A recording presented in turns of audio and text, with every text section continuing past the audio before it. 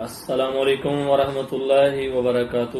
بسم اللہ والصلاۃ والسلام علی رسول اللہ۔ امید کرتا ہوں آپ سب دوست بالکل خیریت سے ہوں گے۔ آج میں آپ کے ساتھ ایک بڑا ہی خوبصورت واقعہ شیئر کرنا چاہتا ہوں۔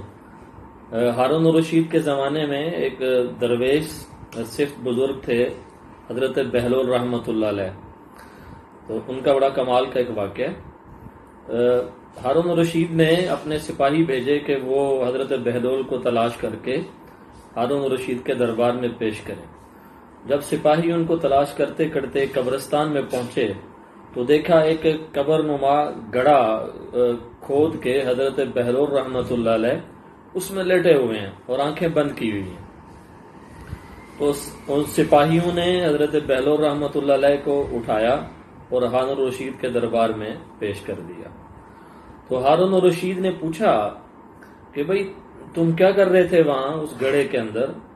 تو انہوں نے کہا کہ میں سویا ہوا تھا اور خواب دیکھ رہا تھا، اور خواب میں نے دیکھا کہ ایک بہت بڑی سلطنت ہے اور میں اس کا بادشاہ ہوں، اور اے بادشاہ تمہارے سپاہیوں نے کیا کر دیا، میری سلطنت کو ختم کر دیا، یعنی مجھے انہوں نے اٹھا دیا۔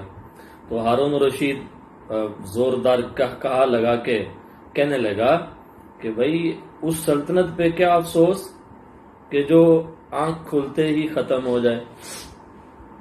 تو حضرت بہلول رحمۃ اللہ علیہ نے بڑا ہی خوبصورت جواب دیا، اور انہوں نے فرمایا کہ ہارون الرشید تمہاری اور میری سلطنت میں زیادہ فرق نہیں ہے، میری سلطنت میری آنکھ کھلتے ہی ختم ہو گئی، اور تمہاری سلطنت تمہاری آنکھ بند ہوتے ہی ختم ہو جائے گی۔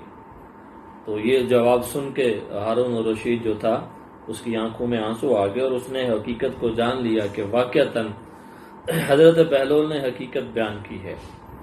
تو اس لیے آج ہمارے پاس جو کچھ ہے وہ سب عارضی ہے۔ جو ہی ہماری آنکھ بند ہوگی ہماری اپنی چیزیں اپنی نہیں رہیں گی، بلکہ یہ ہمارے ورثاء کی بن جائیں گی۔ تو ہم چیزیں استعمال کریں، ضرورت کی چیزوں کو بنائیں، ان کو رکھیں، ان کو استعمال کریں، لیکن ان کے ساتھ ایسا دل نہ لگائیں کہ اللہ کی یاد سے ہم لوگ غافل ہو جائیں۔